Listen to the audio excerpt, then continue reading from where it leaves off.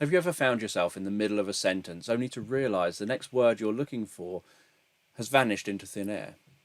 For me, this is more than an occasional slip. It's part of my everyday life. Today, I'll be taking you behind the scenes of what it's like to navigate daily conversations when words elude you. It's not just about forgetting a word, it's about piecing together a puzzle where some pieces seem to disappear. Many of you know me for my storytelling and will have watched me create stories live where I face this very real problem and experience the anxiety and challenges of this on camera. You will have observed me doing my two main strategies for dealing with this, which I'll share a little bit later. Imagine needing a hammer, but all you can think of is hitting stick. It may sound funny, but when you're trying to communicate something important, these moments can be incredibly frustrating. This isn't just about tools, it's a metaphor for how I and many other autistic people process language and interactions. My mind is a bit like a library. Sometimes when I reach for a word, I find that it's been checked out.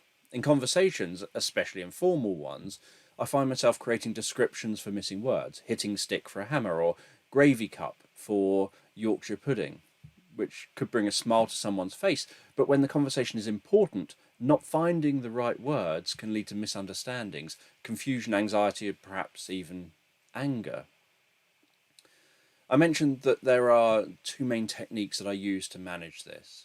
In professional settings and when creating sleep stories or meditations, I use the technique of pausing to give myself time to think, to let the word come to my mind, or to try to navigate to the word by using associations in my mind, often by describing to myself details about what I know, hoping that these details will spark an association with the word that I'm scouring my mind for.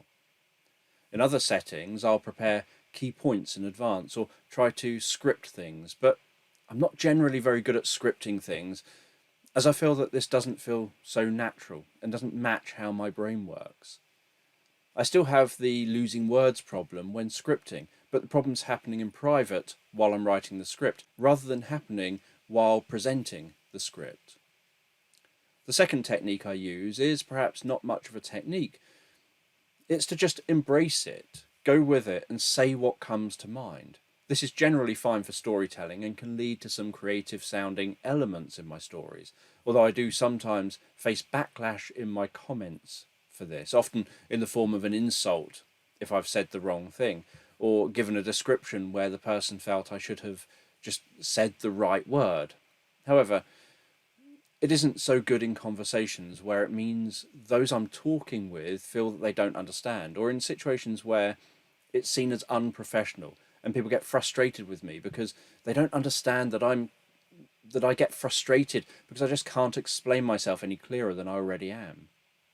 None of my strategies eliminate the problem, but they help me manage it better, as does understanding and accepting that this is a feature of how my brain works. For therapists and educators working with autistic individuals, understanding this challenge is crucial. Simple adjustments and patience can make a significant difference. For autistic people and the professionals working with us, it's important to develop strategies for communication, whether it's using technology to assist in conveying messages or creating an understanding and patient environment that welcomes non-traditional forms of communication, and where people are comfortable to give silence and time without displaying frustration for the person to find the words that they're seeking. You can ask the person how they would best like you to respond at these times. For example, some people may like you to step in if you know or think you know the word the person's seeking. Others may feel disempowered by this and prefer you to let them find the word themselves. And then there'll be people in the middle where they want to have some time to find the lost words, but want you to step in if they are perhaps searching for an uncomfortable length of time. Sometimes it's about learning the language of the autistic person. It's common that they will use the same descriptions each time. So if you know what their descriptions refer to, then you're learning their language. So for example, perhaps if they're talking about wiggling sticks, you know that they're referring to worms. Or if they're talking about a body protector, you know they mean coat. Or if they're talking about over-ear noisemakers, they're talking about headphones, or maggots, they're talking about rice pudding. Being autistic means constantly navigating a world not designed for how your brain works. But with understanding, patience, and the right strategies, we can all find ways to connect more effectively. For other autistic individuals, remember, your way of communicating is unique and valuable. And for other professionals and those interacting with autistic people, your support and adaptation can turn challenging conversations into meaningful exchanges. In therapy, recognizing the hurdles in communication for autistic clients is the first step in supporting them. It's about more than just finding the right words, it's about making every word count. So, if you're interested in learning more about autism, you can check out my autism books. I've got 4 books that are part of the An Autistic Perspective series, and I've got an autobiography. So, my autism books are An Autistic Perspective, working with autistic clients in counselling and psychotherapy.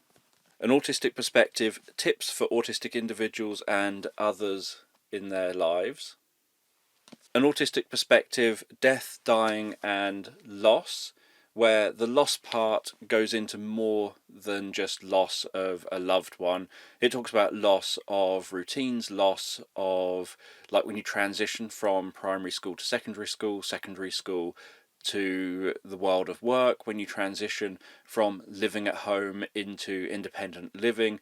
All of that involves loss. So it talks about the impact of loss and the way an autistic brain can process loss. An Autistic Perspective, parenting autistic children and teens, which shares information based on my years of working in children's homes, as well as my experience of working with children and parents, going in one-to-one, working with them, and obviously my personal knowledge and experience as being an autistic individual. And then you've got Look Into My Eyes, Autism, Hypnosis and Me, which is my autobiography through the lens of autism, where I share my experiences from birth up to adulthood of the challenges, the strengths, the weaknesses, the problems I've faced. And my wife also kindly wrote a chapter about her experience of being in a relationship with someone who is autistic. So if you're curious and keen to learn more about autism, these books are a good place that you can start to learn that, and there'll be a link in the description below where you can find the books.